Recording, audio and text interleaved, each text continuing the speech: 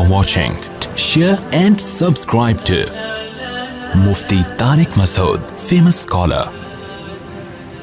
کے وقت آپ نے دیا اپنے ملفوظات سے بھی ہمیں محفوظ فرمائیں، ہمیں مستفید فرمائیں۔ مجمع سے عرض ہے، گزارش ہے، یکسوئی سے طلب سے توجہ سے بات سنیں، کوئی نعرہ بازی کا ماحول نہ بنے۔ کسی قسم کا نعرہ کسی ساتھی کو ہم عرض کر رہے ہیں، گزارش کر رہے ہیں کہ اجازت نہیں ہے۔ یکسوئی سے بات سنی جائے، طلب و توجہ سے بات سنی جائے۔ آخر میں اگر کسی کو کوئی کویسچن کرنا ہو، وہ پرچی کی صورت میں انتہائی جو ہے سلیقے سے ہمیں پہنچا دیں گے انشاءاللہ۔ مفتی صاحب کی اجازت سے اس کا جواب دے دیا جائے گا انشاءاللہ۔ الحمد لله نحمده ونصلي على رسوله الكريم أما بعد فأعوذ بالله من الشيطان الرجيم بسم الله الرحمن الرحيم وعباد الرحمن الذين يمشون على الأرض هونا وإذا خاطبهم الجاهلون قالوا سلاما والذين يبيتون لربهم سجدا وقياما۔ سوالات کے لیے اگر آپ ابھی سے پرچے لکھ کے جمع کرا دیں نا، کیونکہ ہمیں 2-3 تجربے ہوئے ہیں، اگر ہم نے اجازت دی ہے سوال کی تو اتنے لوگ کھڑے ہو جاتے ہیں کہ وہ ایک پتہ ہی نہیں چلتا کس کو جواب دینا ہے کس کو نہیں دینا۔ تو پرچے میں جمع کر لیتا ہوں، مستورات کوئی نہیں ہے۔ اچھا، پرچے یہ جمع کر رہے ہیں مولانا صاحب، کافی ماشاءاللہ۔ جی مولانا عبد الماجد صاحب، بڑی خاندانی سی ٹوپی پہنی ہوئی ہے حضرت نے ماشاءاللہ۔ اچھا اچھا اچھا، کلر بھی اچھا ہے ماشاءاللہ، اپنا بھی ٹوپی کا بھی۔ تو ان کے پاس پرچے جمع کرا دیں جو کوئی بات پوچھنی ہو۔ مختصر بات کروں گا میں، آپ کو سوالات کا موقع زیادہ دوں گا، کوشش ارادہ یہی ہے۔ قاری صاحب نے جو قرآن مجید کی آیتیں پڑھی ہیں تو میرا ارادہ ہو گیا تھا انہی آیتوں کا میں آج انشاءاللہ درس دیتا ہوں۔ بہت زبردست آیات ہیں۔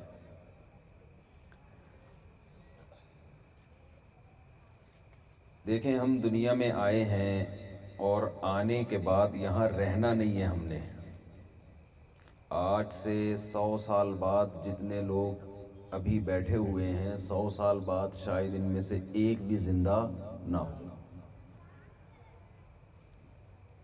چند ہزار وہ لوگ ہوں گے جو آج پیدا ہو رہے ہیں اور 100 سال کی عمر کو کراس کر لیں، ورنہ ہم سب قبروں کے اندر لیٹے ہوئے ہوں گے۔ تو ایک لائف اسٹائل غیر مسلموں کا ہے جو آخرت پر یقین نہیں رکھتے۔ وہ یہ کہتے ہیں کہ مرنے کے بعد زندگی تمام، فنش، ختم، کوئی زندگی نہیں ہے۔ اور ایک نظریہ یہ ہے کہ موت کے بعد ہم مر کے مٹی تو ہو جاتے ہیں، باڈی ختم ہوتی ہے، ہماری روح ختم نہیں ہوتی، اور قیامت کے دن دوبارہ پھر اسی باڈی کو ریپیئر کیا جائے گا یا نئی باڈی ہوگی۔ بہرحال اسی جسم کے ساتھ ہمیں قیامت کے دن اللہ کے سامنے کھڑا ہونا پڑے گا۔ آج اسلام کو دنیا میں دیگر مذہبوں کی طرح ایک مذہب سمجھ لیا گیا ہے۔ بھائی ہندوازم بھی ہوتا ہے، سکھ بھی ہوتے ہیں، عیسائی بھی ہوتے ہیں، یہودی بھی ہوتے ہیں، تو چلو مسلمان بھی ہوتے ہیں۔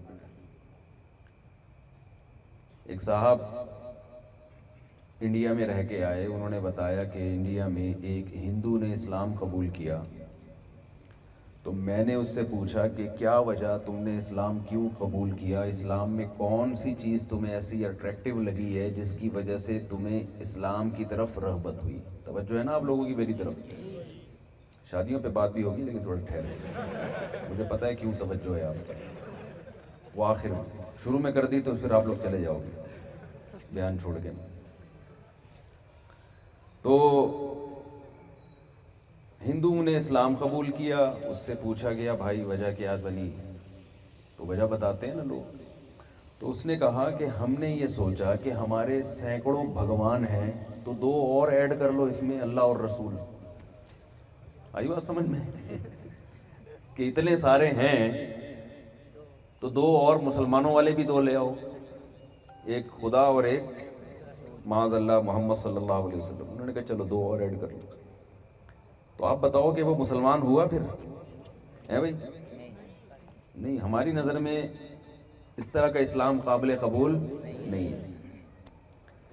تو آج ہم میں بہت سے لوگ مسلم ہیں یہ کہہ کے کہ جیسے ہندو ایک مذہب ہے، سکھ ایک مذہب ہے، بدھسٹ ایک مذہب ہے، تو اسلام بھی اسی طرح ایک مذہب ہے. اور کچھ لوگ لا مذہب ہوتے ہیں، یہ بھی ایک مذہب ہی ہو گیا کہ کوئی مذہب ہی نہیں ہے. تو یہ بھی تو ایک قسم کا مذہب ہی ہو گیا کہ میرا مذہب یہ ہے کہ کوئی مذہب نہیں ہے. تو اسلام کو بہت ایک ہلکا لیتے ہیں، ایسا نہیں ہے. اسلام جو لوگ خدا کو مانتے ہیں، جو آخرت کو مانتے ہیں، ان کو جنت کی خوشخبریاں سناتا ہے، جنت الفردوس. اور جو نہیں مانتے ان کو جہنم کی وعیدیں سناتا ہے کہ آگ میں جلنا پڑے گا. تو اس کا مطلب ان دونوں گروہوں میں تھوڑا فرق نہیں ہے، بہت بڑا فرق ہے. دنیا میں آگ سے بڑی سزا کوئی ہو سکتی ہے؟ بول لینا بھائی. یعنی آپ یہ کہیں کہ دونوں آدمی ایک جیسے، تھوڑا سا فرق ہے، لیکن ایک کو آگ میں ڈالا جائے گا اور ایک کو جنت میں. تو یہ تھوڑا فرق ہو گیا. یہ تھوڑا فرق نہیں ہے بھائی، یہ بہت بڑا فرق ہے کہ ایک کا انجام اسلام کے مطابق جنت کے باغات اور ایک کا انجام جہنم کی آگ. اس کا مطلب اسلام نے جو یہ دعویٰ کیا ہے کہ اسلام قبول کیے بغیر، اسلامی تعلیمات کو فالو کیے بغیر آپ کامیاب نہیں ہو سکتے، تو یہ چھوٹا دعویٰ نہیں ہے، یہ بہت بڑا دعویٰ ہے اسلام کا. یعنی اسلام نے یہ بھی دعویٰ کر دیا کہ اسلام کو نہ ماننا چھوٹا جرم نہیں ہے، بہت بڑا جرم ہے.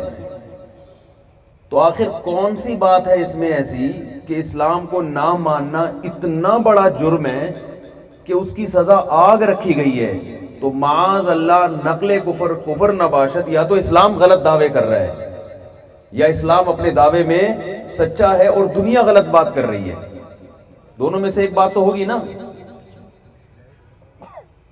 تو ہم جب اسلام کی تعلیمات کی طرف دیکھتے ہیں نا، اسلام نے جن موضوعات کو اٹھایا ہے وہ موضوعات انسانی زندگی کے لیے اتنے اہم ہیں کہ ان باتوں پہ ڈسکس کیے بغیر اور ان باتوں میں سیدھے راستے پہ جب تک ہمیں صحیح گائیڈنس نہ ملے، اس کے بغیر انسان کے لیے انسان بننا ناممکن ہے.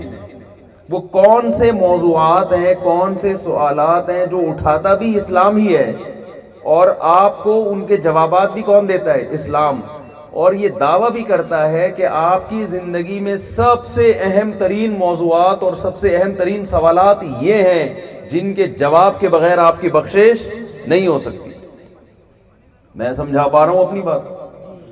پہلے میں کہتا تھا آپ کو سمجھ میں آ رہی ہے بات، پھر لوگ کمنٹس کرتے تھے اتنے بیوقوف نہیں ہے کہ سمجھ میں نہیں آ رہی. تو میں نے تھوڑا اسٹائل چینج کر لیا. اسٹائل تو اپنے اختیار میں ہے نا، جب چاہو جیسا چاہے رکھو. تو دنیا میں کچھ سوالات ایسے ہیں جن کا جواب، جن سوالات کو اٹھاتا بھی قرآن ہے اور جواب بھی کون دیتا ہے؟ قرآن. وہ آپ کو دنیا کی کسی کتاب میں نہ وہ ٹاپک ملے گا، نہ اٹھائے جائیں گے، نہ ان کے جوابات دیے جائیں گے.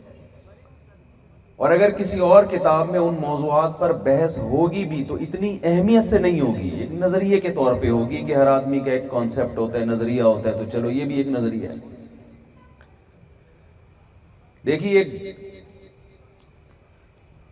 کوئی مشین جب بنائی جاتی ہے تو اس میں سب سے امپورٹنٹ سوال یہ ہوتا ہے کہ اس مشین کا بنیادی مقصد کیا ہے. کسی گاڑی کے لیے گاڑی بنائی ٹویوٹا کمپنی نے، آپ نے کبھی گاڑی دیکھی نہیں تھی، فرض کرنے میں گورنمنٹ کی طرف سے کوئی پابندی نہیں. آپ کہیں گے کہ کیسی مثالیں دے رہے ہیں، ہم نے گاڑی نہیں دیکھی.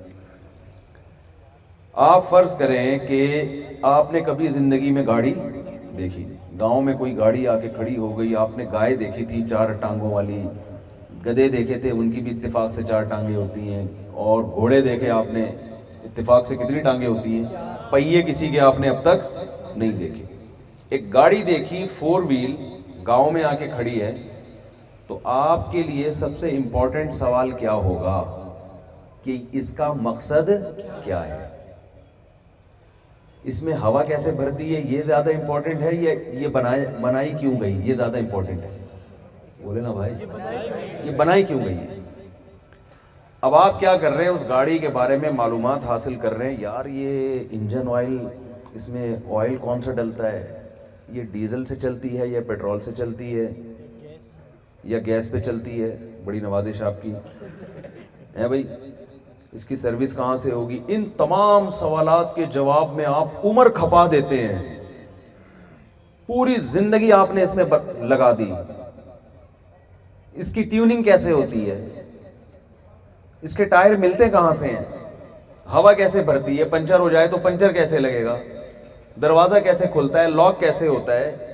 ایک ایک سوال کا آپ کے پاس جواب موجود ہے، مگر اب تک آپ کو یہ نہیں پتا کہ اس کو بنایا کیوں گیا ہے۔ تو بتاؤ آپ سے بڑا بے وقوف پھر دنیا میں کوئی ہوگا؟ آپ نے پوری زندگی کھپا دی اور آپ گاڑی کے بڑے ماہر بن گئے۔ اب آپ بتا رہے ہو اس میں پنچر ایسے لگتا ہے، اس کی سروس فلاں جگہ سے ہوگی، اس کی ٹیوننگ ایسے ہوتی ہے، آئل اس میں فلاں کمپنی کا ڈلتا ہے۔ وہ پوچھ رہا ہے یار آپ نے 20 سال لگا دیے اس مشین کو سمجھنے میں، آپ کو یہ پتا ہے اس مشین کا مقصد کیا ہے؟ آپ نے یہ نہیں مجھے پتا، یہ میں نہیں بتاؤں گا، یہ میں نہیں بتاؤں گا۔ تو بتاؤ آپ سے بڑا بے وقوف، معذرت کے ساتھ آپ ایسے ہیں نہیں اس لیے کہہ رہا ہوں میں، اگر ایسے ہوتے تو آپ سے بڑا بے وقوف دنیا میں کوئی ہوتا؟ کوئی بھی نہیں ہوتا۔ اب مجھے بات بتاؤ، گاڑی کے بارے میں جس کو آپ نے کبھی نہیں دیکھا، اس کے مقصد کو پہچاننا اگر آپ کو نہیں پتا اور آپ ساری زندگی اسی کے لوازمات میں لگے رہو تو آپ حماقت کا خطاب لے کے دنیا سے جاؤ گے۔ تو آپ کے لیے گاڑی زیادہ امپورٹنٹ ہے یا آپ کی اپنی شخصیت؟ بولو بھائی، ایک آدمی کو یہی نہیں پتا کہ مجھے کیوں بنایا گیا، یہی نہیں پتا کہ مجھے کیوں بنایا گیا۔ یعنی ہمارے لیے، انسان کے لیے سب سے زیادہ اہم ترین مشین دنیا میں خود اس کی باڈی ہوتی ہے نا؟ کیا خیال ہے بھائی؟ اس کو یہ پتا ہے کہ اس کی توند کیسے بھرے گی، یہ چلے گا کیسے، یہ دوڑے گا کیسے، یہ سوئمنگ کیسے کرے گا، یہ ہارس رائڈنگ کیسے کرے گا، یہ گنجا ہو جائے تو سر پہ بال کیسے اگیں گے اس کے، یہ بیمار ہو جائے تو ٹھیک کیسے ہوگا، بخار میں کیا کھانا ہے اس کو، کھانسی میں کیا کھانا ہے، دبلا ہے تو کون سی خوراکیں کھانی ہے، موٹا ہے تو باریک کیسے ہونا ہے اس نے، اور آگے 10 قسم کے جو مسائل ہیں، یہ روڈ پہ کیسے چلے گا، یہ زندگی گزارنے کے لیے گھر کون سا استعمال کرے گا، اور گھر کی ریپیئرنگ کیسے ہوگی، گھر کا دروازہ کیسے لگے گا، لوٹا کہاں سے آئے گا واش روم کے لیے، یہی چیزیں ہوتی ہیں نا، سب مکسڈ زندگی چل رہی ہوتی ہے۔ پلنگ ٹوٹ گیا تو جڑے گا کہاں سے، اور گاڑی میں ہوا کیسے بھرے گی، ساری دنیا کی ہر قسم کی نالج اس کے پاس ہے، لیکن اس بیچارے کو یہ نہیں پتا کہ مجھے کیوں بنایا گیا۔ تو یہ اس سے بھی بڑا احمق ہے جو گاڑی کے بارے میں تمام تر علوم حاصل کر رہا ہے لیکن اس کے مقصد کو فوکس کرنے کی کوشش نہیں کر رہا۔ اس سے بڑا بے وقوف یہ ہے جسے اپنے دنیا میں آنے کا مقصد معلوم نہیں ہے۔ یہاں تک بات سمجھ میں آ گئی؟ میں کوشش کروں گا اسٹیپ بائی اسٹیپ سمجھاؤں۔ یہ تو ایک بات ہو گئی۔ دوسری بات یہ، آپ کہہ سکتے ہیں کہ گاڑی چونکہ میکینک نے بنائی ہے تو کچھ سوچ کے بنایا ہوگا کسی مقصد کے لیے۔ کیا خیال ہے بھائی؟ اور ہم بنائے نہیں گئے، بن گئے ہیں۔ جو بنی ہوئی چیز ہوتی ہے اس کا کوئی مقصد، بولنا پڑے گا آپ کو، جملہ کمپلیٹ کر دیا کریں۔ بنی ہوئی چیزوں کا مقصد نہیں ہوتا، بنائی گئی ہوئی چیزوں کا مقصد ہوتا ہے۔ جو کام آٹومیٹیکلی ہو جائے اس کی کوئی ریزن نہیں ہوتی، جو کیا جائے اس کی ریزن ہوتی۔ مثال دیتا ہوں میں بیان کر رہا ہوں اور میرا ہاتھ یہاں گلاس پہ لگ گیا، بیان میں جوش میں آ کے بڑنگ کر کے گلاس نیچے گرا اور 4 ٹکڑے ہو گئے اس کے۔ آپ مجھ سے پوچھ، یہ کام ہوا نا، گلاس کا ٹوٹنا ایک کام ہے، یعنی یہ کمپنی نے گلاس بنایا اور انہوں نے کہا کہ یہ گلاس شیشے کا گلاس ہے، اتنا مضبوط ہے کہ اگر آپ 20 منزلہ عمارت سے نیچے گرائیں تو 19 منزلہ تک گارنٹی ہے نہیں ٹوٹے گا۔ بھائی بس 19 منزلوں تک گارنٹی ہے نہیں ٹوٹے گا۔ ایسے بھی گلاس بن رہے ہیں پاکستان میں، 19 منزلوں تک صحیح سالم ہوگا۔ ہاتھ لگا، گلاس ٹوٹ گیا، ایک کام ہوا نا۔ آپ مجھ سے پوچھیں گے مفتی صاحب یہ گلاس آپ نے کیوں توڑا؟ وجہ بیان کریں, یہ کام ہوا ہے اس کی ریزن بیان کریں. میں کہوں گا بھائی ٹوٹا نہیں ہے, اتفاق سے ٹوٹ گیا. میرا ارادہ نہیں تھا, بیان میں جوش آیا اور ہاتھ یوں لگا. اور خطیبوں سے ٹوٹتی ہیں بہت ساری چیزیں, خود ٹوٹ جاتے ہیں بعض دفعہ خطیب. آپ نے دیکھا ہوگا یوٹیوب پہ بعض خطیب اتنا ممبر پہ اچھلتے ہیں دھڑام سے, کرسیاں ٹوٹ جاتی ہیں, خود بھی ٹوٹ جاتے ہیں. تو گلاس اگر ٹوٹا ہے, توڑا نہیں گیا, تو یہ اس کی علامت ہے. پھر میرے ذمے یہ نہیں ہے کہ میں اس کی ریزن بیان کروں, لیکن اگر یہ گلاس اٹھا کے میں باقاعدہ توڑوں, پھر آپ مجھ سے پوچھیں گے نا مفتی صاحب کیوں توڑا, میں اگر جواب دوں ویسے ہی توڑ دیا میں نے, ویسے ہی, تو آپ کہیں گے ہم نے آپ کو بیان کے لیے بلایا تھا, گلاس توڑنے کے لیے نہیں بلایا تھا. انتظامیہ بھی مجھ سے پوچھے گی بیان کی پرمیشن لی تھی ہم نے, یونیورسٹی کے لڑکوں میں بیان ہوگا اور آپ گلاس توڑ رہے ہو, اس کی تو کہیں پرمیشن, آئندہ جب آپ آئیں تو ہم گلاس توڑنے کی الگ سے پرمیشن لیا کریں گے. تو اس سے پتہ چلتا ہے کہ جو کام کیا جاتا ہے نا, کرنے والے کے ذمے ہے کہ وہ یہ بتائے کہ میں نے کیوں کیا. اگر وہ یہ کہتا ہے کہ ویسے ہی کر دیا, تو یہ کرنے والے کے احمق اور بے وقوف ہونے کی علامت ہوتی ہے. دو باتیں سمجھ میں آ گئی. تیسری بات, جب کوئی کام آٹومیٹیکلی ہوتا ہے اس میں مینجمنٹ نہیں ہوتی, ٹوٹ پھوٹ ہوتی ہے. اور جب کوئی کام کیا جاتا ہے اس میں ایک مینجمنٹ ہوتی ہے. مثال سے دیتا ہوں, یہ گلاس ٹوٹ گیا تھا, ہاتھ لگا میرا, آپ نے پوچھا کہ گلا بھائی یہ ایگو ختم کر دیں نا, آپ نے پوچھا کہ بھائی یہ گلاس کیوں توڑا, میرے پاس جواب آسان ہے, بھائی توڑا نہیں ہے, ٹوٹ گیا, مجھے ریزن بتانے کی ضرورت نہیں ہے. لیکن وہ گلاس جب ٹوٹ گیا تھا آپ نے دیکھا کہ جڑا ہوا رکھا ہے سمت بانڈ کے ذریعے, 4 ٹکڑے تھے آپس میں ترتیب سے جڑ گئے. آپ نے دیکھا بھئی مفتی صاحب کے علاوہ تو یہاں کوئی بیٹھا ہی نہیں تھا اس کو جوڑنے کے لیے. اب آپ نے پوچھا کہ مفتی صاحب یہ گلاس آپ نے کیوں جوڑا, میں بتاؤں گا بھئی پانی پینے کے لیے جوڑا, اس لیے جوڑا کہ کسی کا نقصان نہ ہو. یار بیچاروں نے مجھے بیان کے لیے بلایا تھا, گلاس ٹوٹ گیا تو میں نے کہا جوڑ دیا. میں نے کہا سمت بانڈ ویسے ہی پڑا ہوا ہے لگا دو. 10 ریزن بیان کروں گا نا میں یہ نہیں کہہ سکتا ویسے ہی تھوڑی ہوتا ہے کوئی کام. اب میں ریزن نہیں بیان کر رہا, تو میں نے کیا کر دیا, میں نے کہا یار جیسے ٹوٹا تھا نا, میں نے کہا تھا ویسے ہی خود بخود ٹوٹ گیا, تو انہوں نے میری جان چھوڑ دی تھی. تو میرے پاس ریزن سے بتانے سے بچنے کا بہترین بہانہ ہے کہ میں کہہ دوں ویسے ہی جڑ گیا, یہ خود بخود جڑ گیا ہے. ٹوٹنے میں تو آپ مان لیں گے خود بخود ٹوٹ گیا ہے, جڑنے میں مان لو کہ خود بخود جڑا ہے. کیا ہو گیا بھائی, مان لو گے؟ اب میں کیونکہ سائنٹسٹ تھا, لمز یونیورسٹی کا بہت بڑا پروفیسر تھا,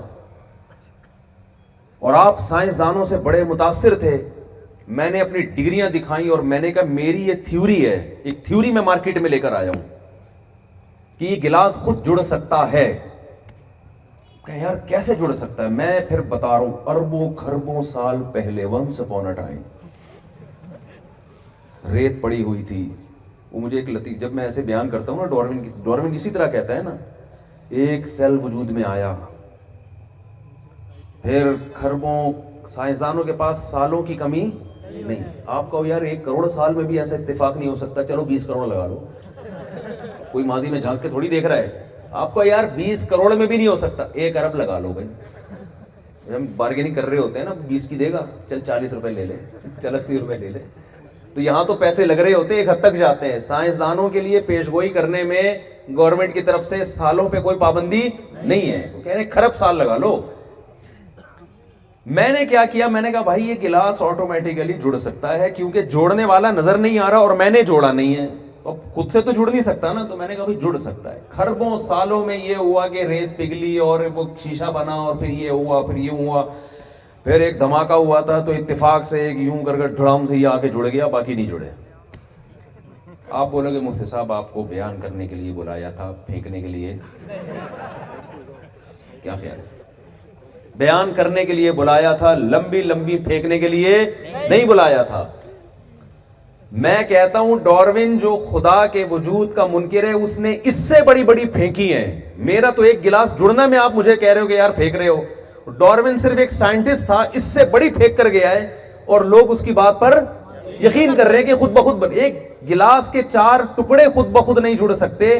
पूरा इंसान मां के पेट में मां रोटी खाती है, उसी रोटी से बच्चे की आंख बन रही है, नाक बन रही है, दिल, दिमाग, जिगर, गुर्दे, फेफड़े, कलेजी, नाखून, नाक, पलके, आईब्रो, सारी चीजें बनती हैं मां के पेट में। सारे रिपेयरिंग का काम, डेंटिंग पेंटिंग का काम होके बच्चा इधर बाहर आया, बाहर आते ही मां की छातियों में दूध पैदा हो गया।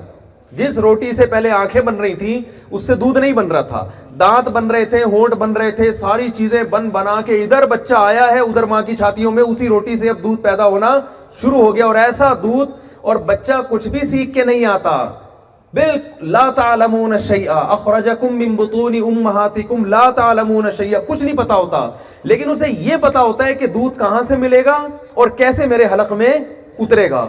ये इत्तेफाक के गिलास के 4 टुकड़े ऑटोमेटिकली जुड़ जाएं, ये दावा करने वाला खुदा की कसम इतना बड़ा झूठा नहीं है जो ये दावा करे कि इंसान खुद ब खुद जुड़ा और करोड़ों खरबों साल के बाद ये शक्ल में वजूद में आया, कुछ मर्द बन गए, कुछ औरतें बन गई, फिर उनके मिलाप से बच्चे पैदा हो रहे हैं, बच्चों में भी कुछ मर्द पैदा हो रहे हैं, कुछ औरतें पैदा हो रही हैं, और हर चीज तरतीब से उधर पैदा होते हैं। आसमान से बारिशें, और बारिशों से घास फूस, और गाय बैल वो खा रहे हैं, और गायों के थनों में फिर दूध पैदा हो रहा है। ये पूरा जो प्रोसेस हो रहा है, इतना बड़ा इत्तेफाक से वजूद में नहीं आ सकता, ये नामुमकिन है। तो अब मुझे एक बात बताओ कि जो काम होता है उसकी रीजन नहीं होती, जो किया जाता है करने वाले के जिम्मे है कि वो वजह बयान करे। तो इंसान पैदा हुआ नहीं है, पैदा किया गया है। तो जिसने पैदा किया है उसके जिम्मे है ना कि बताए कि मैंने क्यों बनाया इसको। तो ये बात जो हम पी जाते हैं ना वैसे ही बस। तो ये साइंसदान तो इसलिए इनकार कर देते हैं कि उनको पता है कि हमने खुदा को माना ना तो फिर बहुत सारी चीजें आगे माननी पड़ेंगी।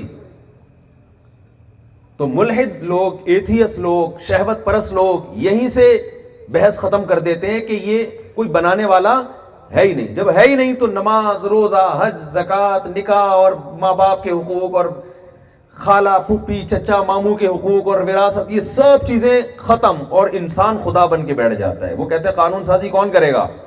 मैं करूंगा, मुझसे पूछो मैं बताऊंगा सही क्या है और गलत क्या है।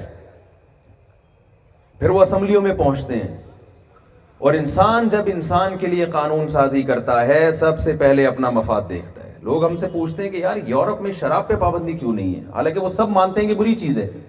भाई क्यों पाबंदी होगी? जो असेंबलियों में पहुंचे हुए हैं वो 99% शराब पीते हैं, तो पाबंदी लगा सकते हैं?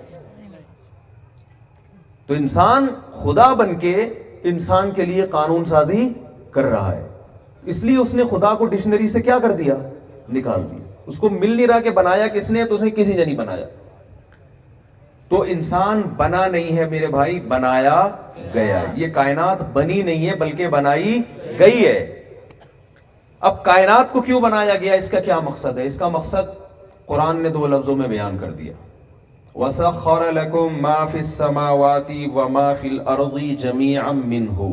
जो कुछ आसमानों में, जो कुछ जमीनों में, सब का सब अल्लाह कहते हैं मैंने किसके लिए बनाया? तुम्हारे लिए बनाया। देखो वो था ना, मुझे क्यों निकाला, उनको पता था निकाले गए हैं, लिहाजा वो पूछ रहे थे वजह बयान करो।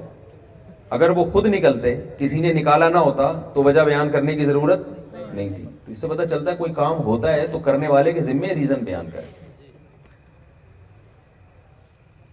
तो पूरी कायनात का मकसद अल्लाह ने 2 लफ्जों में बयान कर दिया। ये कायनात किसके लिए बनी है? मेरे और आपके लिए बनी है। सवाल पैदा होता है हम क्यों बने? तो इंसान के लिए सबसे इंपॉर्टेंट सवाल क्या है मेरे भाई? मुझे क्यों बनाया गया? गैर मुस्लिम के पास इस सवाल का ना सिर्फ ये कि जवाब नहीं है, बल्कि वो इस सवाल पे डिस्कशन की कोशिश करता ही नहीं है। वो कहता है ये आप देखें उनकी जो हमारी यूनिवर्सिटियों के सिलेबस है वो वहीं से आ रहा है ना। फिजिक्स की किताबों में कभी ये टॉपिक मिलेगा आपको? केमिस्ट्री की किताबों में है भाई, बायोलॉजी की किताबों में, मैथ की बुक्स में ये टॉपिक ही नहीं है। इस्लामियात का भी आजकल ये टॉपिक ही नहीं रहा। इस्लामियात में भी आजकल वो 2-4 दुआएं सिखा रहे हैं, खाने से पहले की दुआ, खाने के दरमियान की, खाने के आखिर की, पड़ोसियों के हुकूक, अब्बा अम्मा के हुकूक, जो कोई बहुत ज्यादा हमारी इस्लामियात भी कोई इतनी मजेदार नहीं है। तो انسان کے لیے سب سے اہم ترین سوال کیا ہے؟ مجھے کیوں بنایا؟ اس سوال کو مذہب اٹھاتا ہے، اور جو اس سوال کا جواب نہ دے یا غلط جواب دے تو اللہ فرماتے ہیں قرآن کی نظر میں دنیا کا سب سے بڑا مجرم وہ ہے جو اپنے بنانے والے کو بھول جائے، اپنے پیدا کرنے والے سے غافل ہو جائے۔ اس کی میں ایک مثال سے بات سمجھاتا ہوں۔ دیکھیں، ایک آدمی اڑوس پڑوس میں سب اس سے خوش ہیں، محلے والے، پڑوسی بڑی خدمت کرتا ہے، گھر میں بوڑھے باپ کو وہ نہیں پوچھتا، تو باپ کی نظر میں سب سے بڑا مجرم کون ہوگا؟ بیٹا ہوگا نا۔ وہ بیٹا جو اس کا خیال نہیں کر رہا، وہ بیٹا جو اس کا خیال کر رہا ہے باقیوں کا خیال نہیں کر رہا، باپ کی نظر میں وہ کم درجے کا مجرم ہوگا۔ تو اللہ کی نظر میں سب سے بڑا مجرم وہ ہے جس پر اللہ نے سب سے زیادہ احسان کیا اور وہ اپنے سب سے بڑے محسن کو بھول جائے۔ اسی لیے قرآن جو صفات بیان کرتا ہے اہل ایمان کی، نیک لوگوں کی، آخرت میں کامیاب لوگوں کی، وہ تمام صفات اللہ کی محبت کا مظہر ہوتی ہیں۔ وہ جب تک اللہ سے تعلق پیدا نہ ہو انسان کے اندر وہ صفات پیدا نہیں ہو سکتی۔ تو آپ جو علوم حاصل کر رہے ہیں نا یونیورسٹیوں میں بیٹھ کے، جو علم حاصل کر رہے ہیں، یہ مادی علم ہے، یہ بھی بہت ضروری ہے، اس کی اسلام نفی نہیں کرتا، لیکن یہ مادی علم اگر آپ کو اللہ سے غافل کر رہا ہے تو یہی علم آپ کے لیے جہنم کی آگ کا ذریعہ بنے گا۔ اسلام میں علم حاصل کرنے کی اہمیت ہے، چاہے وہ دین کا علم ہو یا دنیا کا علم، لیکن اس علم کی حیثیت کیا ہے وہ میں آپ کے سامنے یوسف علیہ السلام کے واقعے سے سمجھانے کی کوشش کرتا ہوں۔ یوسف علیہ السلام کو جب مصر کے بادشاہ نے بلایا اور جب حضرت یوسف علیہ السلام نے خواب کی صحیح تعبیر بتائی تو بادشاہ نے، آپ کو یوسف علیہ السلام کو اندازہ ہوا کہ بادشاہ جو ہے نا بھی بہت زیادہ خوش ہے اور مجھے کوئی عہدہ دینا چاہتا ہے۔ یوسف علیہ السلام یہ کہہ سکتے تھے کہ مجھے آپ مسجد بنا دیں، کیا خیال ہے؟ کہہ سکتے تھے نا؟ بادشاہ غیر مسلم بادشاہ تھا، آپ مجھے کیا بنا دیں؟ مسجد۔ میں پیغمبر ہوں اللہ کا، مسجد میں نمازیں ہوں گی، اللہ اللہ کریں گے، مجھے آپ مدرسہ بنا دیں، کہہ سکتے تھے نا؟ یوسف علیہ السلام نے فرمایا مجھے وزیر خزانہ بنا دیں۔ یہ مادی علم ہے نا، وزیر خزانے کا علم، اکنامکس کا علم، معیشت کا علم، یہ تو مادی علم ہے نا، یہ کوئی آسمانی علم تو نہیں ہے۔ لیکن یوسف علیہ السلام یہ پیشکش کر رہے ہیں مجھے کیا بنا دیں؟ وزیر خزانہ۔ کیوں؟ انی حفیظ علیم۔ وزیر خزانہ کے لیے دو صفات کا ہونا ضروری ہے جو کہ آج کل مارکیٹ میں شارٹ چل رہی ہیں۔ ایک یہ کہ اس کو یہ علم بھی آتا ہو کہ خزانوں میں کتنا اسٹور کیا جاتا ہے، کتنا تقسیم کیا جاتا ہے، تاکہ قحط نہ پڑے ملک میں، اکانومی ملک کی مضبوط ہو۔ یہ تو بجٹ اسی پہ تو اناؤنس ہوتا ہے نا، تو یہ کوئی بھی ٹماٹر بیچنے والا تو نہیں کر سکتا نا، گورنمنٹ کو مشورہ دے سکتا ہے کہ آپ اتنا اسٹور کریں، اتنا امپورٹ ہو، اتنا ایکسپورٹ ہو، اتنا اسٹور ہو۔ یہ تین چیزوں کے گرد گھومتا ہے نا۔ اس کے لیے اکنامکس پڑھی جاتی ہے، بڑے بڑے ماہرین معیشت ہوتے ہیں، ہونے چاہیے، ہوتے ہیں کہ نہیں ہوتے تو اللہ ہی جانتا ہے، لیکن ہونے چاہیے۔ تو یوسف علیہ السلام نے فرمایا اللہ نے مجھے معیشت کا علم پہلے سے عطا فرمائے، معجزاتی طور پر۔ اللہ یوسف علیہ السلام کو اکنامکس کا ماہر بنایا اللہ رب العزت نے، تاکہ وہ مصر پہ حکومت کر سکے، وزیر خزانہ بن سکے۔ اور وزیر خزانہ کی دوسری بڑی صفت یہ ہوتی ہے کہ وہ خزانوں کا محافظ ہو، ایسا نہ ہو اس سے بچانے کے لیے 6 آدمی اس پہ بٹھانے پڑے۔ ہمارے ایک دوست نے جو ہے نا دکان کھولی اس کی، بکروں کے جو چارہ ہوتا ہے نا اور دانا، اس میں جو اور گندم یہ چیزیں، مجھے کہنے لگے کہ اس کو میں پہرے کے لیے بٹھا کے جاتا تھا، کوئی چور وور نہ آئے نا دکان میں، اور یہ کیا کرتا تھا ایسے نا تھوڑا تھوڑا اٹھا کے کھاتے کھاتے پورے ہفتے میں آدھی بوری کھا جاتا تھا یہ، تو اس کی حفاظت کے لیے ایک اور بندہ بٹھانا پڑا۔ تو وزیر خزانہ میں کیا کوالٹی ہونی چاہیے کہ وہ خزانوں کا محافظ بھی ہو۔ تو یوسف علیہ السلام نے فرمایا اللہ نے مجھے 2 صفات دی ہیں، نمبر 1 ایمانت داری، دیانت داری، ایمانداری اور دیانت داری، نمبر 2 یہ علم بھی اللہ نے مجھے عطا فرمایا۔ حضرت یوسف علیہ السلام جانتے تھے کہ میں مسجد بنا کے یا مدرسہ بنا کے انسانیت کی اور اللہ کے دین کی اتنی خدمت نہیں کر سکتا جتنی میں وزیر خزانہ بن کے کر سکتا ہوں، کیونکہ آپ کے علم میں یہ بات تھی کہ مصر میں قحط پڑنے والا ہے، مصر کے اثاثے ختم ہونے والے ہیں، تو موسٹ امپورٹنٹ پرسنالٹی جو مصر میں بننے والی ہے وہ وزیر خزانہ ہوگا، کہ یہ اس قحط کے دور میں کیسے ملک کو چلا کے دکھاتے ہیں۔ تو یوسف علیہ السلام نے اللہ سے عہدہ بھی مانگا، اور بادشاہ سے، اور غیر مسلم بادشاہ سے، امانت دار بھی اور دیانت دار بھی۔ تو یہ تینوں مادی چیزیں ہیں، لیکن اللہ اپنے پیغمبر کو دے رہا ہے، اور اس کے نتیجے میں یوسف علیہ السلام کچھ وقت کے بعد مصر کے بادشاہ بن گئے، اور بنی اسرائیل کی بہت بڑی تعداد مصر میں آباد ہوئی، اور آپ کی روحانی برکتیں صدیوں تک چلتی رہی ہیں مصر میں۔ اس سے ہمیں کیا سبق ملتا ہے؟ کہ مسجد اور مدرسے کی اہمیت اپنی جگہ، اس کی خدا نخواستہ میں جو مدرسے سے فارغ ہوں، جو آپ کے سامنے بیٹھ کے بات کر رہا ہوں، موٹیویٹ کر رہا ہوں آپ کو، تو مسجد اور مدرسے کی اہمیت اپنی جگہ، لیکن اس کے ساتھ ساتھ اگر آپ نے کوئی انقلابی کام کرنا ہے، کوئی بڑا انقلاب لے کر آنا ہے انسانیت کی خدمت یا اللہ کی رضا کے لیے، تو آپ کو سائنس اور ٹیکنالوجی کے میدان میں آگے نہیں بلکہ بہت زیادہ آگے بڑھنا پڑے گا۔ اور جب آپ اس نیت سے آگے بڑھیں گے تو یہ مادہ پرستی نہیں کہلائے گی، بلکہ یہ کام پیغمبروں کی سنت کہلائے گی۔ میں سمجھا پا رہا ہوں اپنی بات کہ نہیں سمجھا پا رہا؟ تو آپ جن علوم سے وابستہ ہیں ان میں دو چیزیں آپ کو دیکھنی ہے۔ نمبر ایک، کیا یہ علم وہ علم ہے جس سے میں انسانیت کی خدمت بھی کر سکوں؟ آپ اگر فنکار بن رہے ہیں، اداکار بن رہے ہیں، اسلام اس کو اپریشیٹ، یہ کوئی خدمت نہیں ہے انسانیت کی۔ تو آپ نے ایسے شعبے کی سلیکشن کرنی ہے جس میں آپ کل انسانیت کی خدمت کر سکیں۔ دوسری بات، اس میں آپ نے اپنی نیت ٹھیک کرنی ہے، جیسے کہ یوسف علیہ السلام نے اپنی نیت، اور اس کے بدلے میں ان کو دنیا بھی ملی، وزارت ملی، ان کو عہدہ ملا، عزت ملی، دولت ملی، پورا خاندان انہیں شفٹ کر لیا مصر میں، گاؤں سے اٹھا کے پورا خاندان آپ کا کہاں آ گیا؟ مصر میں آ گیا، اور بنی اسرائیل پھر مصر میں رہے ہیں۔ تو ہمارے لائف اسٹائل میں اور غیر مسلم کے لائف اسٹائل میں فرق یہ بڑا ہونا چاہیے کہ ہمیں یہ پتا ہے کہ ہم بنے نہیں ہیں بلکہ ہمیں کسی نے بنایا ہے۔ ایک بات، غیر مسلم کو اس سے کوئی بحث نہیں ہے کہ ہم بنے ہیں یا بنائے گئے ہیں۔ وہ کہتے ہیں there are two types of انسان، ٹھیک ہے نا، انسان کی کتنی قسمیں ہیں؟ دو، کچھ خدا کو مانتے ہیں، کچھ نہیں مانتے، رائے کا اختلاف ہے، کچھ نہیں ہوتا اس سے۔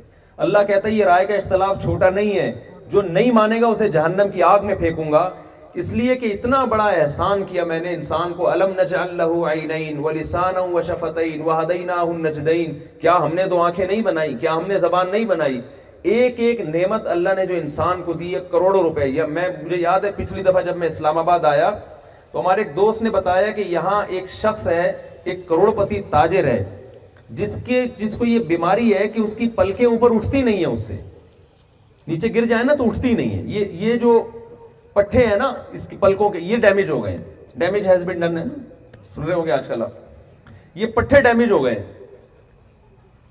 تو ایک ریڑی والا بیچارہ باہر کہیں ٹماٹر بیچ رہا تھا، تو اس تاجر نے کہا کہ یار اگر تمہاری آنکھیں مجھے مل جائیں نا تو میں اس ریڑی پہ گزارا کرنے کے لیے تیار ہوں، اپنا بنگلہ تمہیں دینے کے لیے تیار ہوں۔ کیسی کیسی اللہ نے انسان کو نعمتیں دی، مگر غیر مسلم اللہ کی نعمتوں کے بارے میں بحث کرنے کے لیے، سوچنے کے لیے تیار نہیں ہے۔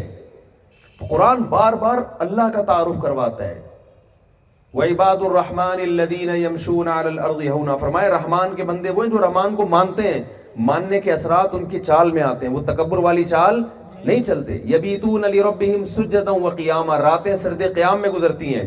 اذا انفقوا لم يسرفوا ولم يقتروا ولا يقتلون النفس التي حرم الله الا بالحق ولا يزنون، کسی کو قتل نہیں کرتے، زنا نہیں کرتے۔ کتنی اللہ نے اہل ایمان کی صفات قرآن مجید میں بیان کی ہیں۔ یہ ان لوگوں کی صفات ہے کہ جو آخرت پر یقین رکھتے ہیں، جو اللہ کو مانتے ہیں، اور یہ مانتے ہیں کہ اللہ نے ہمیں کسی مقصد کے لیے پیدا کیا ہے، بے مقصد پیدا نہیں کیا۔ اور غیر مسلم کی لائف میں آپ کو یہ چیزیں نظر نہیں آئیں گی۔ تو ہماری یونیورسٹیوں میں جو نصاب پڑھایا جا رہا ہے، چونکہ آتا وہاں سے ہے سارا، اس کا نتیجہ یہ نکل رہا ہے کہ نالج کے ساتھ ساتھ کلچر اور نظریے بھی کہاں سے آ رہے ہیں؟ وہاں سے آ رہے ہیں۔ آپ نے نالج لینی ہے، آپ نے اس کلچر کو نہیں لینا ہے۔ میں بار بار اپنے بیانات میں ایک بات کہتا ہوں، دیکھو جس کے پاس جو چیز ہوتی ہے وہ لی جاتی ہے، جو نہیں ہوتی وہ نہیں لی جاتی اس سے۔ ہدایت اللہ نے پیغمبروں کو دی ہے، غیر مسلموں کو نہیں دی۔ ہدایت کا راستہ آپ کو نبی صلی اللہ علیہ وسلم سے لینا پڑے گا۔ آپ دوا انگریز سے لیں، آپ آپ گاڑیاں جاپان سے خریدیں. ہدایت جاپان کے پاس تھوڑی ہے. اگر جاپانیوں کے پاس ہدایت ہوتی تو وہ اپنے بوڑھے باپ کو اولڈ ہاؤس میں جمع کراتے. بولتے کیوں نہیں بھائی؟ وہ زنا کرتے, وہ گرل فرینڈ کے کلچر کو فروغ دیتے معاشرے میں. ان کے ہاں خودکشیوں کا ریشو اتنا زیادہ ہوتا. ہدایت اللہ نے کس کو دی ہے؟ پیغمبروں کو. آپ کے پاس جو چیز ہے آپ ان کو دو, ان کے پاس جو چیز ہے آپ ان سے لو. آپ کہہ رہے ہو کیونکہ ان کے پاس علم اچھا ہے تو آپ ساری چیزیں کہاں سے لینا شروع کر دیں؟ آپ ڈاکٹر کے پاس جا رہے ہو پنکھا ٹھیک کروانے کے لیے. ڈاکٹر کہہ رہے ہیں میرا پنکھے سے کیا تعلق بھائی؟ آپ کہو آپ نے میرا وہ اس دن اتنا سخت بیمار پیشنٹ ٹھیک کر دیا, اس کے گردے ٹھیک کر دیے, تو پنکھا تو آسان ہے. کہے گا آسان ہے یا مشکل ہے, یہ میرا موضوع ہی نہیں ہے, میری فیلڈ ہی نہیں ہے.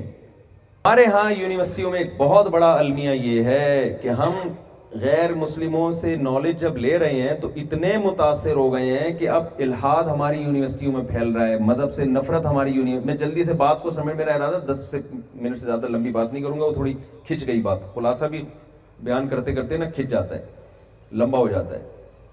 تو 2 چیزوں کا اہتمام کریں. نمبر 1, اسلام سے اپنے رشتے کو مضبوط کریں. سمجھ رہے ہیں کہ نہیں سمجھ رہے؟ غیر مسلم سے بالکل متاثر ہونے کی, کہتے ہیں نا, میں ایک دفعہ دور حدیث کا سبق تھا, لیٹ آیا تھوڑا سا, تو ہمارے استاذ نے مجھے کہا اب آپ کو آنے کی چنداں ضرورت نہیں ہے. وہ لفظ مجھے ایسا یاد ہو گیا, کہتے ہیں نا چنداں ضرورت نہیں ہے, تو وہ لفظ مجھے ایسا یاد ہو گیا, وہ کھڑا ہی رہا پھر سبق میں نا.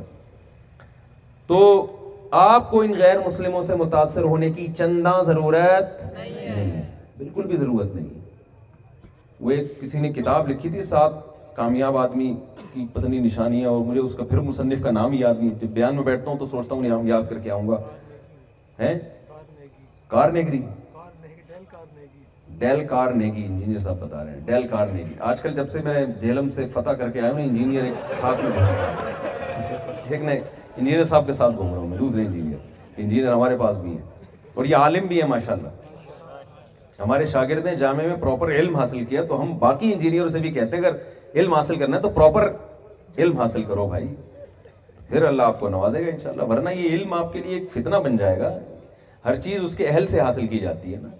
آپ میڈیکل کالج میں پڑھے بغیر آپ ڈاکٹر بننا چاہ رہے ہو کسی پنساری کے پاس بیٹھ کے یا کتابیں پڑھ کے, تو بن جاؤ گے.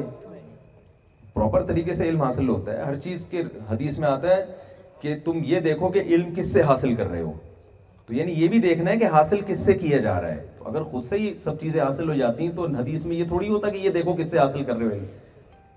تو خیر کیا بات کر رہا تھا میں, جلدی سے بات کو سمیٹوں. ہاں یار اس کا دوبارہ نام بتاؤ, چیک کر لیں, کسی اور کو نہ مار دیں ہم.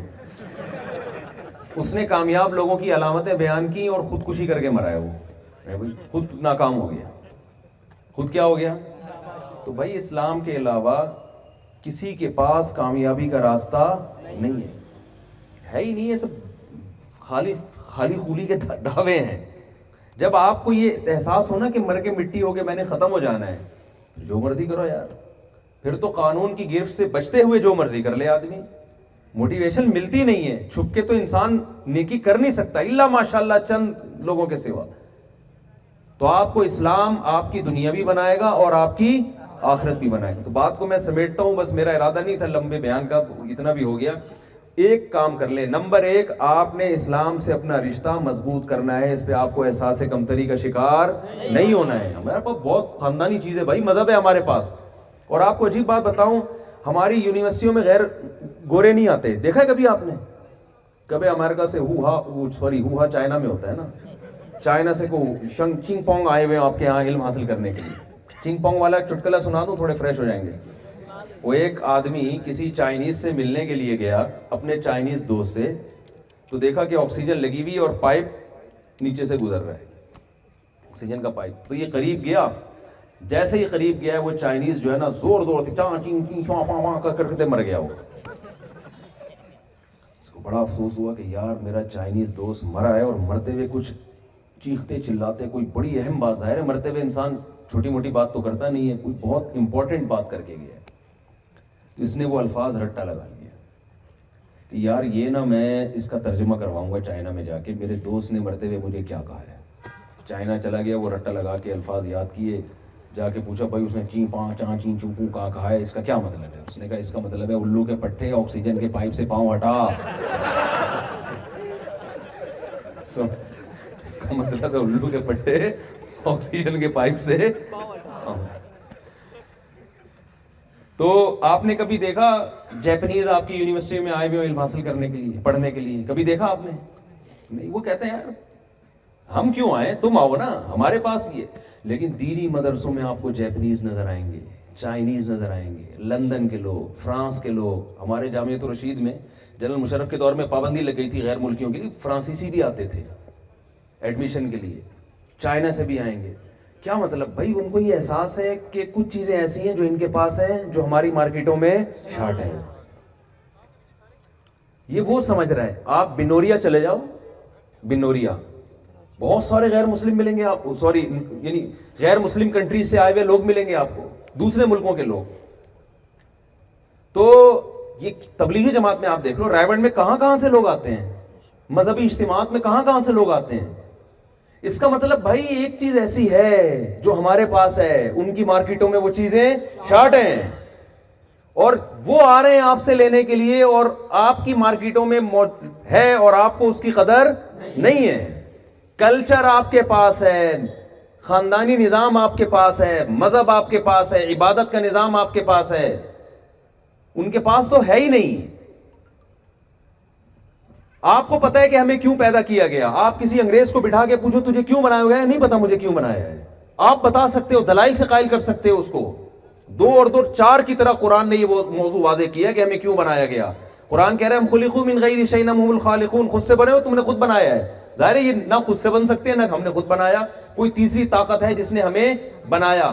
اب سوال پیدا ہوتا ہے وہ کون ہے. بعض ملحد ایسے ہیں جو کہتے ہیں کہ خدا نے بنایا ہے لیکن یہ مسلمانوں والا اللہ نہیں ہے. کوئی ہے طاقت جس نے بنایا، مگر اس کی کیا دلیل ہے کہ یہ مسلمانوں والا اللہ ہے جو کہتا ہے حج کرو، نماز پڑھو اور یہ کرو اور وہ کرو. وہ کہتے ہیں بھائی، لیکن یہ کیا دلیل ہے؟ اس کا جواب بھی قرآن نے بہت آسان دیا ہے. دیکھو کسی ایسے کو مانا جاتا ہے، خدا کو مانے. اللہ تو اپنا تعارف آدم علیہ السلام کے زمانے سے کراتا آ رہا ہے. موسیٰ علیہ السلام کو اس نے کلیم اللہ بنایا، یہودی اس بات کو مانتے ہیں. عیسیٰ علیہ السلام کو روح اللہ بنایا. آج عیسائیت دنیا میں سب سے بڑا مذہب ہے، وہ اس بات کو کہتے ہیں کہ عیسیٰ علیہ السلام کے ذریعے اللہ نے تعارف کروایا اپنا. مسلمان ہیں وہ کہتے ہیں اللہ نے اپنا انٹروڈکشن کروایا. وہ اللہ بتاتا ہے کہ میں آسمان و زمین، قرآن کے ذریعے بتایا نا، پیغمبروں کو بھیج کے بتایا. وہ اللہ بول رہا ہے، پیغمبروں کے ذریعے اپنا پیغام دنیا تک پہنچا رہا ہے. تو ایک خدا تو وہ ہے جو اپنا پیغام دنیا تک پہنچا رہا ہے ہزاروں پیغمبروں کے ذریعے آسمان سے کتابیں نازل کر کے، وہ تو اللہ ہی ہے. اور ایک خدا وہ ہے جو ایسا چپ کر کے ٹیپ لگا کے بیٹھا ہے، کروڑوں سال گزر گئے، معاذ اللہ جھوٹا خدا اپنا انٹروڈکشن کروا رہا ہے اور سچا خدا چپ کر کے بیٹھا ہوا ہے.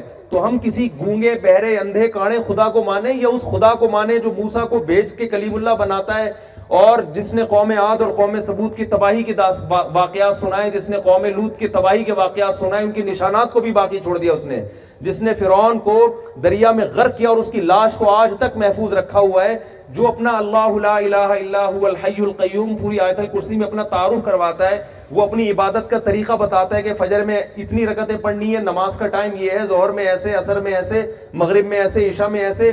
یوصیکم اللہ فی اولادکم، مر گئے تو تمہاری بیٹے کو اتنا حصہ، تمہاری بیٹی کو اتنا حصہ، بیوی کا اتنا حصہ. بیوی مر گئی خدا نخواستہ، بیوی مر گئی تو شوہر کا اتنا حصہ اور اس کی اولاد کا اتنا حصہ، اور اس کے یہ حقوق، پڑوسیوں کے یہ حقوق، ابا کے یہ حقوق، اماں کے یہ حقوق، حج کا یہ طریقہ، رمضان کا یہ طریقہ، روزہ ٹوٹتا کیسے، جو ایک ایک چیز میں ہمیں گائیڈ کر رہا ہے.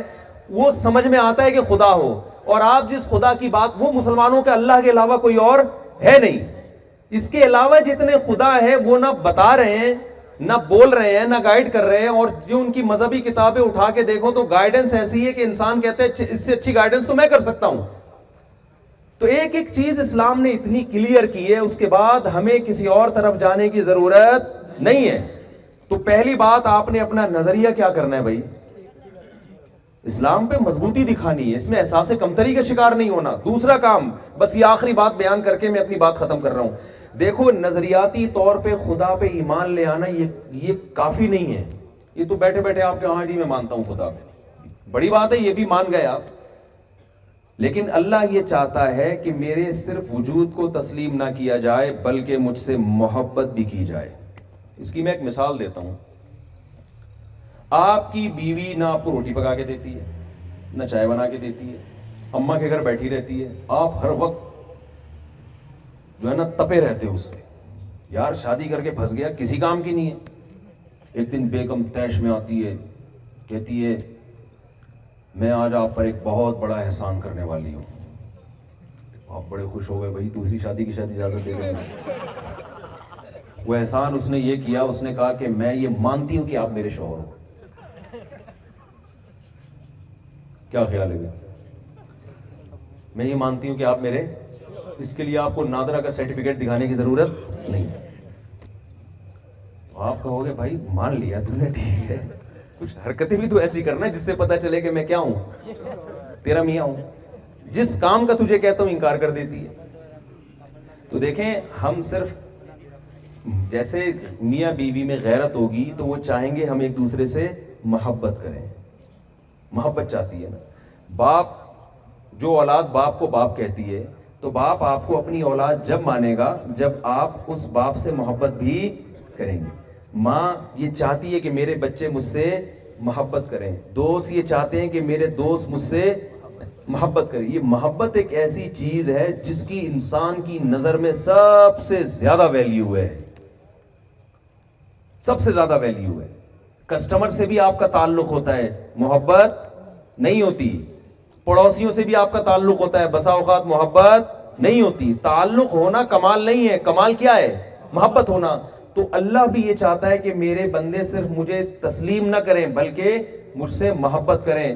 تو محبت ایک ایسی چیز ہے کہ اگر یہ آپ میں نہیں ہے تو پیدا بھی کی جا سکتی ہے. سمجھ میں آ رہی ہے بات کہ نہیں آ رہی؟ آپ کہہ سکتے ہیں یار ہمیں تو اللہ سے محبت ہونی چاہیے مگر نہیں ہے، تو کیا کریں؟ تو اللہ نے اس کے لیے سب سے اہم چیز جو بتائی ہے نا وہ نماز ہے. توحید کے بعد اسلام کا سب سے بڑا حکم کیا ہے؟ نماز. صحابہ کے دور میں جو منافق ہوتے تھے نا، پکے منافق، وہ بھی نمازوں میں حاضری دیتے تھے لازمی. کیوں؟ ان کو پتا تھا کہ اگر ہم نماز میں نہیں آئے تو ہمیں کافر ہی سمجھا جائے گا. کیونکہ اس دور میں یہ ممکن نہیں تھا کہ کوئی اسلام قبول کرے اور مسجد میں نماز کے لیے نہ آئے. تو میں اتنی دور سفر کر کے آیا ہوں. اگر اتنا ہم سب مل جل کے عزم کر لیں اس سفر کا، مسلمان تو آپ پہلے سے ہیں الحمدللہ، تبھی تو آئے نا، اللہ کو تو مانتے. وہ تو میں نے اس لیے پوری تمہید بیان کر دی تاکہ کوئی آپ کے ایمان پہ ڈاکہ نہ ڈالے. کیونکہ کراچی میں تو، لاہور میں یہ بہت ہو رہا ہے، یونیورسٹیوں میں ایتھیزم اور اسلام کے خلاف ماحول بہت بنایا جا رہا ہے. یہاں کا مجھے نہیں پتا اسلام آباد کی کیا رپورٹ ہے. تو یہ تو میں نے اس لیے کہ آپ ماشاءاللہ پہلے سے مسلم ہیں اور کیا ہو جائیں، پکے ہو جائیں، کوئی آپ کے ایمان پہ ڈاکہ نہ ڈال سکے. تو پریکٹیکلی مسلمان بننے کے لیے سب سے پہلا کام آپ کو کیا کرنا پڑے گا؟ نماز.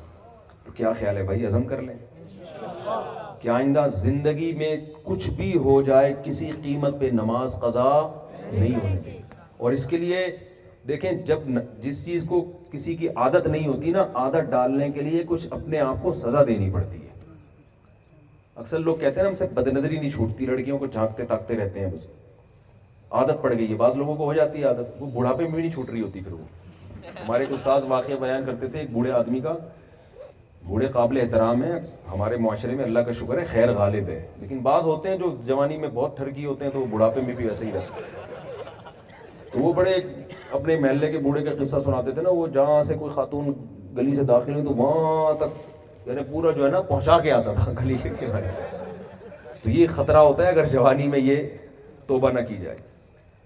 تو جن کو عادت پڑ جائے نا، علماء کیا کہتے ہیں، بھائی جب بد نظری ہو کچھ پیسے صدقہ کر دو، یعنی قیمت رکھ دو. ایک دفعہ دیکھنے کے 100 روپے، 500 روپے، جس کو جتنی اللہ نے عادت یعنی جتنا پیسہ دیا ہے اس کا فائدہ کیا ہوگا، آہستہ آہستہ یہ گناہ کم ہوگا. ہمارے ایک دوست کو سگریٹ کی عادت تھی، انہوں نے کیا کیا، کینیڈا میں ہوتے ہیں بلکہ کینیڈا میں 10,000 روپے نکالنا کوئی اتنا مشکل کام نہیں ہوتا. تو انہوں نے کہا کہ میں آئندہ منت نہ مانے، بس ویسے ہی نیت کی. انہوں نے کہا کہ میں جب سگریٹ پیوں گا میں انشاءاللہ 10,000 روپے صدقہ کروں گا.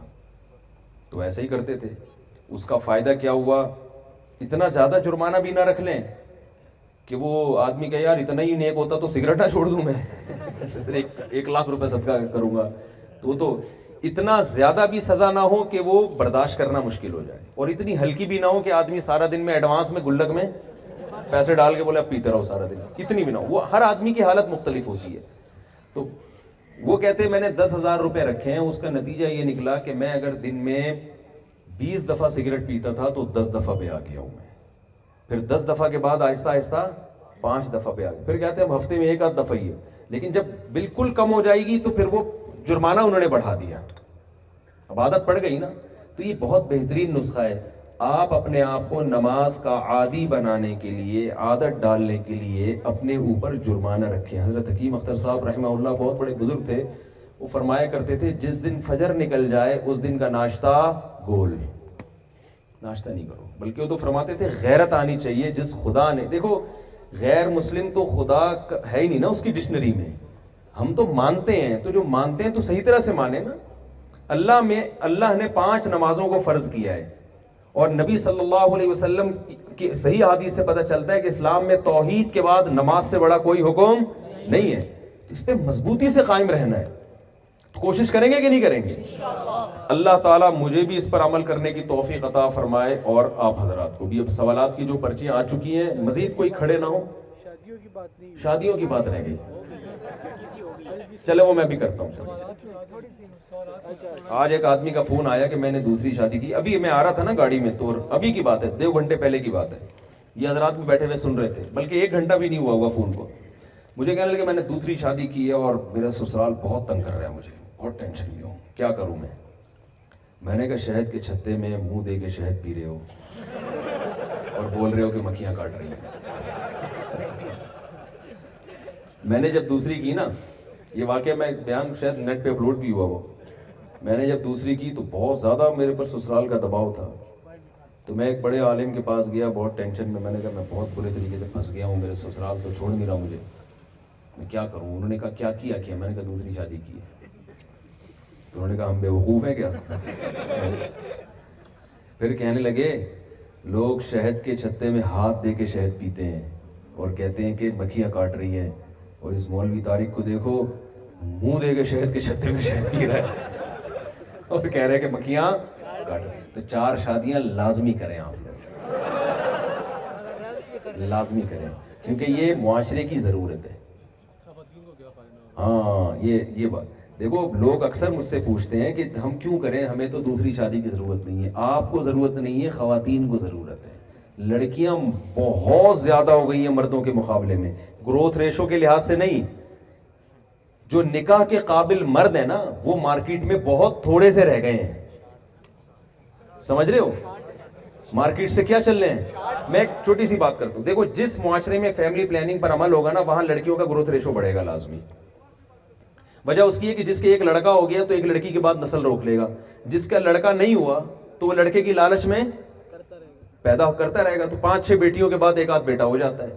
تو گروتھ ریشو لڑکیوں کا تو بڑھ رہا ہے, لڑکوں کا نہیں بڑھ رہی. یہ طے شدہ بات ہے, اس کا کوئی بھی انکار نہیں کر سکتا. آپ کہہ سکتے ہیں چائنا اور انڈیا میں تو لڑکے زیادہ ہیں, بھائی وہاں ماں کے پیٹ میں ہی بیٹیوں کو مار دیتے ہیں وہ, تو ہم تھوڑی یہ ظلم کر سکتے ہیں کہ یار بچیوں کو پیدا ہونے سے پہلے ہی قتل کر دو, یہ تو ظلم ہے. تو اس لیے وہاں برابر ہے, ورنہ گروتھ ریشو جہاں فیملی پلاننگ ہوگی لڑکیوں کا بڑھے گا. تو اب لڑکیاں پیدا زیادہ ہو رہی ہیں, لڑکے پیدا کم ہو رہے ہیں. یہ مفتی حسین خلیل خیل صاحب بیٹھے ہیں نا, یہ فلسفہ میں نے ان کو بتایا تھا, تو آخر میں ان کا ایک بڑا بہترین انہوں نے جواب دیا تھا, وہ چٹکلا میں آپ کو سناتا ہوں. تو یہ بڑے عالم ہیں ماشاءاللہ, جامعۃ الرشید کے بہت سینئر عالم ہیں, اور اسلامک بینکنگ اور فائننس میں بہت اللہ نے ان کو مہارت دی ہے.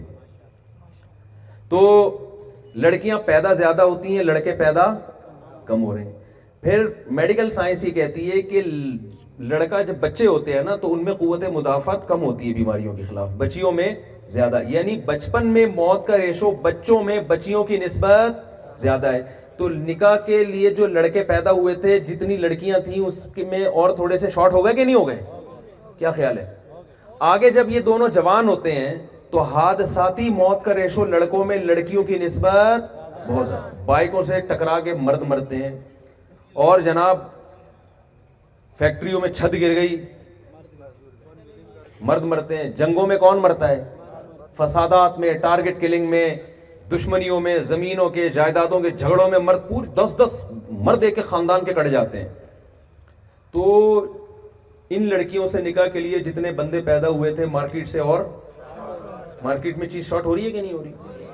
اب جو تھوڑے سے رہ گئے، نہیں وہ بعد میں آئے گی ٹینشن، شادی تو ہونے دیں اس میں، کہہ رہے ہیں بیویوں کی ٹینشن سے پہلے شادی ہوگی پھر وہ ٹینشن سے مریں گے نا. تو پھر چوتھے نمبر پہ جو تھوڑے سے رہ گئے، ان میں بہت سے نشہ کرتے ہیں، ڈرگز لیتے ہیں. لڑکیوں میں نشے کا ریشو لڑکوں کی نسبت بہت کم ہے. چرسی لڑکیاں کم ہی ہوتی ہیں، لڑکے زیادہ ہوتے ہیں. ہیروئنچی لڑکیاں نہیں ہوتی، لڑکے. شرابی لڑکیاں نہیں ہوتی، لڑکے ہوتے ہیں. تو یہ شرابی اور ہیروئنچی نکاح کے قابل ہوتے ہیں؟ اکثر لڑکیاں پوچھتی ہیں، وہ خواتین پوچھتی ہیں شراب پی کے طلاق دے دی، ہو گئی وہ طلاق تو طلاق ہے، وہ شراب پی کے بھی ہوتی ہے. میں کہتا ہوں شکر ادا کرو چاقو نہیں مار دیا اس نے، اس سے تو جان چھوڑ گئی، یہ زیادہ اچھا ہے، ورنہ وہ گولی بھی مار سکتا تھا. تو نشے کا ریشو، یہ نشائی جو ہے یہ نکاح کے قابل نہیں ہوتے. پھر لڑکوں میں بے روزگاری، بے روزگار آدمی نکاح کے قابل نہیں ہوتا. لڑکیوں میں بے روزگاری ہونا کوئی عیب اس لیے نہیں ہے کہ اس کا نان نفقہ شوہر کے ذمے ہے، بیوی کے ذمے نہیں ہے. تو یہ اور تھوڑے سے شارٹ ہو گئے کہ نہیں ہو گئے؟ پھر جو باقی بچے ہیں ان میں سارے یہاں نکاح نہیں کرتے، بہت سے یورپ امریکہ جا کے انگریز لڑکیوں سے نیشنلٹی کے چکر میں نکاح کرتے ہیں، جبکہ یہاں کی لڑکیوں کو وہاں نہیں بھیجا جا سکتا نکاح کے لیے.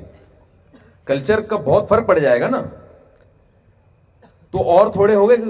تو یہ میں ان کو بتا رہا تھا تو انہوں نے کہا یہ میں اور آپ 2-4 آدمی رہ گئے. کہہ رہے ہیں آپ نے اتنا تھوڑا کر لیا کہ مجھے لگ رہا ہے کہ میں ہوں ایک آپ ہے 2-4، یعنی اتنی سپیڈ سے بندے. میرا ایک دفعہ ایک ٹی وی میں نے تو میرا تو اسٹائل ہے نا، میں نے بندوں کو مارنا شروع کیا. آخر میں جب پہنچا نا، پتہ نہیں 8 اسٹیپ، ابھی تو مجھے پورے یاد بھی نہیں آ رہے، 8ویں اسٹیپ پہ پہنچے، انہوں نے کہا بس ہم 2-4 ہی رہ جائیں گے بھائی، باقی یہاں روک دو. ان کا ملفوظ ہے. وہ میں ایک دفعہ ٹیلی ویژن پہ انٹرویو دے رہا تھا، تو وہ ویمن رائٹس کی ہے نا، کوئی مشہور خاتون ہے، پتہ نہیں کیا نام ہے ان کا، ماروی سروس صاحبہ بیٹھی ہوئی تھی نا میرے سامنے. تو وہ ٹاپک تھا ہی 4 شادیوں پہ، یعنی ٹیلی ویژن جی ٹی وی تھا میرا خیال ہے. انہوں نے کہا کہ یہ اس پہ بات چل رہی تھی. تو میں نے اس پہ دلائل دینا شروع کیے. میں نے قرآن و سنت سے نہیں دیے، میں نے عقل سے دلائل دیے. تو انہوں نے، ان کی جب باری آئی تو وہ کہنے لگی نہیں لڑکیوں میں بھی بہت ریشو بہت ہے، لڑکیاں بہت مرتی ہیں. میں نے کہا مثلا، انہوں نے کہا پریگننسی میں اتنی لڑکیاں مر جاتی ہیں، حالانکہ اتنی نہیں مرتی جتنی انہوں نے، میں نے آدھے گھنٹے میں اتنے مرد نہیں مارے تھے، انہوں نے 1 منٹ میں اتنی عورتیں مار دی. انہوں نے کہا اتنی لڑکیاں تیزاب پھینکنے سے مرتی ہیں، اتنی پریگننسی سے مرتی ہیں، ہر منٹ میں اتنی، ہر منٹ میں. مجھے مذاق سوچا، میں نے کیا نہیں، میں نے وہ لائیو چل رہا تھا، مذاق سوچا. میں نے کہا یار کال کر کے میں گھر والوں کی خیریت معلوم کریں کہ ہمارے گھر میں سب خواتین زندہ ہیں یا نہیں ہیں. کیونکہ اتنی، میں نے کہا آپ اتنی اسپیڈ سے خواتین کو مار رہی ہیں کہ مجھے فکر لگ گئی ہے میں گھر فون کر کے پوچھوں یار ہمارے گھر میں بھی کوئی مرا تو نہیں ہے، تھوڑا ہاتھ. یعنی میرا ان کا مقصد تھا کہ اتنی بھی اسپیڈ نہیں ہے جتنی آپ نے بنا دی. تو خیر، لیکن یہ جو میں بیان کر رہا ہوں یہ گراؤنڈ ریئلٹی ہے، اس کا کوئی بھی انکار نہیں کر سکتا. حادثوں میں مرد مرتے ہیں، خواتین تھوڑی مرتی ہیں. تو اب مجھے ایک بات بتاؤ، یہ اتنے سے مرد رہ گئے، یہ آپ جیسے نیک شریف جو پڑھے لکھے بھی ہیں اور نہ کوئی نشہ کر رہے ہیں، لڑکیوں کی تعداد آپ کی نسبت بہت زیادہ ہے. میں نہیں کہہ رہا کہ لڑکیاں لڑکوں سے زیادہ، وہ لڑکیاں جن سے نکاح کے قابل مرد ہیں تو نکاح کے لائق مردوں کی تعداد بہت کم ہے. ایسی صورت میں کوئی وظیفہ، الٹے لٹک لٹک کے شادیوں کے لیے بھی وظیفے پڑے، ان لڑکیوں کی شادیاں نہیں ہو سکتی. ہر گھر میں کوئی نہ کوئی مسئلہ ہے. یہ لڑکی پیدا ہونے کا عذاب بن گیا ہے. کیا مطلب؟ تو اب بھائی اس کا حل یہی ہے کہ دیکھو، ایک آدمی 4 وہ ڈائیور کھڑے ہوتے ہیں نا ڈوبنے سے بچانے کے لیے، 4 آدمی کھڑے ہوئے ہیں، 4 ڈوب گئے. تو ہونا تو یہ چاہیے چاروں میں سے ہر ڈائیور ایک ایک کو سنبھال لے، ڈائیو مارے اور ایک ایک کو سنبھال لے. اب اگر 3 نہیں سنبھال رہے تو ایک کی ذمہ داری ہے نا وہ 4 کو بچائے، یا وہ کہے کہ چونکہ وہ نہیں سنبھال رہے تو میں بھی 3 کو مرنے دوں گا، میں صرف ایک بندہ سنبھالوں گا. تو بھائی اب آپ کی ذمہ داری کیا ہو گئی ہے؟ ان خواتین کو ٹھکانے لگانا ہے. ہم انگریز تھوڑی ہے کہ زنا کی طرف لے کر جائیں ہم. یا تو آپ ان کو خدا نخواستہ زنا الاؤ کر دو، معاذ اللہ، نقل کفر، اس بے حیائی کا نہ ہمارا مذہب اجازت دیتا ہے نہ ہمارا کلچر اجازت دیتا ہے. یہ تو بہت بڑا جرم ہے. تو اس کا حل سوائے اس کے کچھ بھی نہیں ہے کہ بھئی ایک آدمی ایک سے زیادہ خواتین کی ذمہ داری، بولو نا بھائی، اور مکھیاں کاٹیں گی صبر کرے، مکھیاں کاٹیں گی صبر کرے، سمجھ رہے ہیں نا، اور عدل بھی کرے، ان کے حقوق بھی ادا کرے جو اسلام نے بتایا۔ نہیں پہلی بیوی راضی نہیں ہوتی، نہیں پہلی نہیں، یہ کہہ رہے پہلی کو راضی کیسے کریں، پہلی والی کوئی راضی نہیں ہوتی۔ آپ ذرا پڑھ کے سنائیں نا یہ سوال جلدی جلدی مختصر۔ صاحب اگر کوئی بندہ گناہوں سے بچنے کے لیے کسی بزرگ کی بیعت کرنا چاہتا ہو تو کیا جی، کسی بزرگ کی اگر کوئی بیعت کرنا چاہتا ہے گناہوں سے بچنے کے لیے تو جائز ہے، بشرطے کہ وہ بزرگ ہی ہو۔ بزرگ کی ڈیفینیشن یہ ہے کہ سنت پر عمل کرتے ہو، گناہوں سے بچتے ہوئے۔ جو روحانیت کے نام پہ آج کل ایک عجیب سی چیزیں چل رہی ہیں مارکیٹ میں، تو شریعت کو فالو کرتے ہو۔ چلیں، حالات حاضرہ اور آج کے حالات پہ نوجوانوں کی کیا ذمہ داریاں بنتی ہیں؟ بھائی آج کل کے حالات کے لحاظ سے نوجوانوں کی ذمہ داری یہ ہے کہ سب سے پہلے وہ جس فیلڈ میں ہے نا اس فیلڈ میں اپنی نیت کو درست کریں۔ میں لاہور کے اکثر واقعہ بتاتا ہوں، ایک صاحب نے کہا سپریم کورٹ کے جج نے غیر شرعی فیصلہ کیا ہے، تو آپ سپریم کورٹ کے جج کے خلاف بیان دیں۔ میں نے کہا میں بیان دوں گا اندر ہو جاؤں گا۔ آپ کے کتنے بچے ہیں؟ انہوں نے کہا 4۔ میں نے کہا آپ چاروں کو ارادہ کرو سپریم کورٹ کا جج بناؤ گے، اور پہلے سے ان کی ٹریننگ شروع کر دو۔ جب آپ جیسے سینکڑوں لوگ یہ ارادہ کریں گے تو ایک نہ ایک اچھا جج، ابھی بھی بہت اچھے ہیں لیکن اور اچھا آ جائے گا۔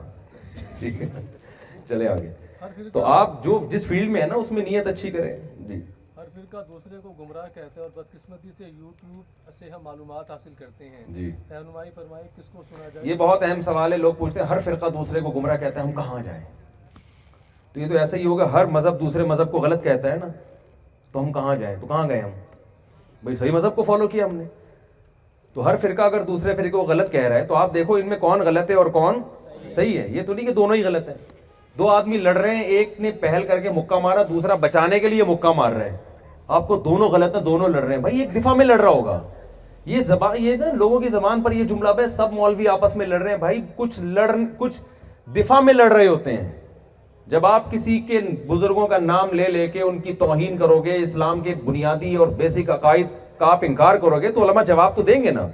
تو اس میں آپ کی یہ ذمہ داری نہیں ہے کہ سب غلط ہے، آپ کی ذمہ داری ہے کہ جو حق پر ہے اس کا آپ نے ساتھ دینا ہے۔ باقی یہ لڑائی چلتی رہے گی قیامت تک، یہ تو حق اور باطل کی لڑائی قیامت تک چلے گی۔ یہ آپ یہ نہ توقع رکھیں کہ بالکل امن و امان آ جائے گا، یہ تو حضرت عیسیٰ علیہ السلام جب نازل ہوں گے تبھی ہوگا۔ یہ پھر سارے فرقے تلوار کی زور سے اس وقت ختم ہوں گے، ابھی تلوار کی طاقت سے ختم نہیں ہو سکتے۔